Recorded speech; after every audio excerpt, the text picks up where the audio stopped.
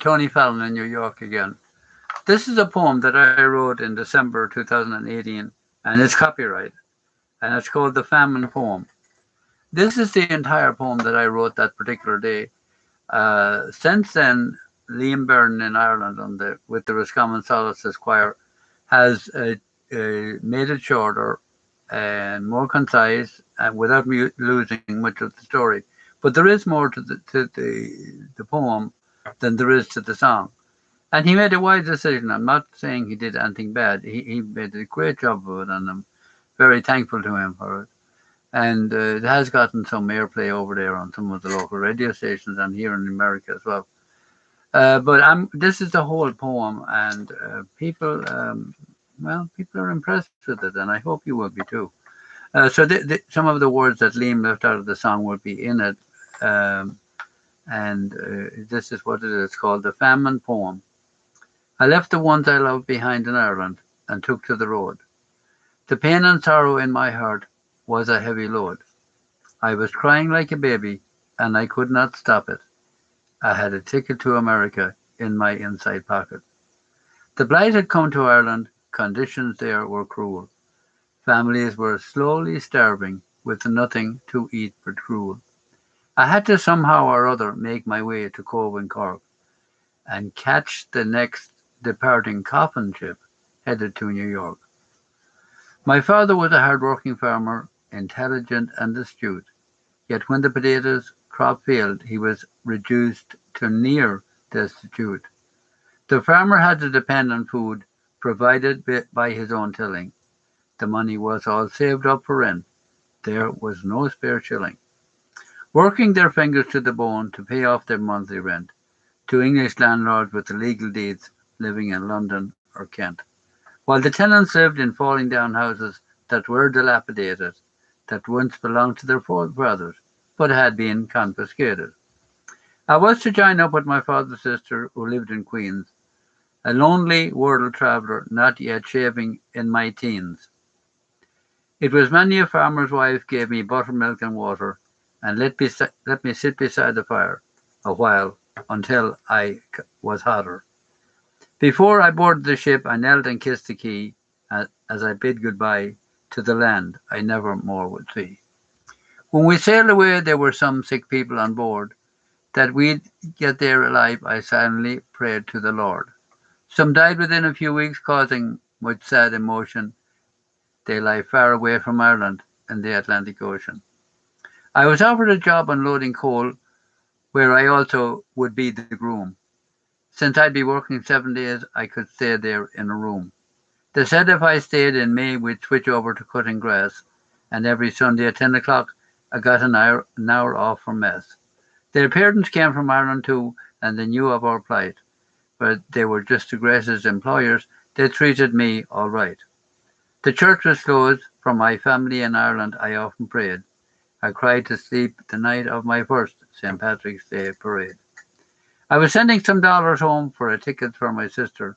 I doubted the parents would ever make the trip, and I missed her. Shortly after coming here, she won a young rich man's heart.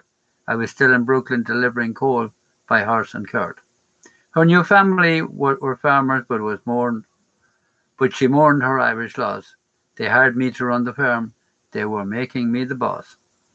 But for many of my countrymen, I silently had to cry when I saw signs in the window saying, "No Irish need apply."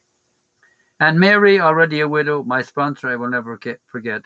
She didn't want to hear of it, but I paid her back her debt. She gave birth to three, but only one of her sons survived. The other two died very young, shortly before I arrived. The son marched out of the 69th, leaving a wife and child behind, then came back from the Civil War, both lame and partly blind. But my aunt never complained since the day she left the old sod. With her husband and two children dead, she put her trust in God. My sister's husband family were not Catholic, yet truly saints. They took my cousin into their hearts despite his physical restraints. The letters coming from Ireland told of many a marriage and birth, and the untimely returning of old neighbours to the graveyard earth. I never threw away any of these messages of local news. My mother would put a funny twist to her stories so they'd amuse. But at the end of every letter there was one question without fail: if I was going to get married and have a grandchild who was male. For my brothers and sisters all had many daughters fair and fine. Before I finally married at 40, between them they had 9. One Sunday after Mass I met Sally Murphy just outside the church. We had gone to school together, and that was the end of my search. We both were past our best dancing days, but she was a lot of fun. Hereafter we married, we surprised everybody with a son. I sent home dollars in a letter. When it came, they were elated. The neighbours were invited in, and the whole night they celebrated. They were in their 60s now. Oh, how these sad years we can't postpone. And it was more than 20 years now since I left them there alone. The next few years went quickly by. We were busy with our little man.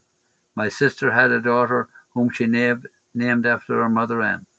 The letters kept on arriving, keeping me in touch with all at home, and the goings on around Clonmel and Clogheen far across the foam. But the saddest letter I ever got was penned by our parish priest, telling me the sad news that her dear mother for weeks was deceased. My parents grew up together and they married in 27.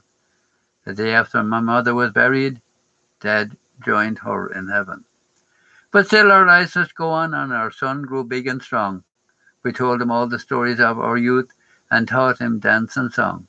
New immigrants told us of the struggle and the fight for Irish land, and the work being done by David from Mayo, who only had one hand. The situation for the poor small farmers was very little improved from my days there in the famine, when millions had died or moved. The smallest crime meant they could become a victim of transportation trade and be shipped off to Australia and Tasmania or Adelaide. My 70th year has come and the century came to an end. That was 7 years ago when my son married his chum girlfriend, a graduate of college, and he wears the finest of lawyer's clothes. The 3 children he had with this Galway girl keeps us all on our toes.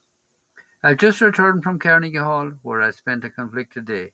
I heard John McCormack singing a song about Tipperary so far away. I wonder what would have happened if I had not crossed the sea. Would I have died at home in Tipperary from hunger and disease? In the past few years, my mobility has shown great reduction. I don't want to wind up moping around, causing any obstruction. I have neither killed or hurt anybody, and I have a clean record. I've had more than my share of happiness, and I'm prepared to meet my Lord. And that is the entire Famine poem that I wrote in December 2018. I hope you enjoyed it, and talk to you again soon.